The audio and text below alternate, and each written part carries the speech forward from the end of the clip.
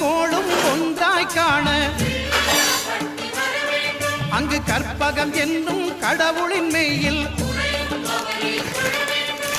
சூரியன் முதலாய் 9 கிரகமும் பலவித குணங்களை கொண்டிருக்கும் எங்கள் கற்பக தருவில் அவை வரும்போது ஒன்றாய் சேர்ந்து பலனளிக்கும்.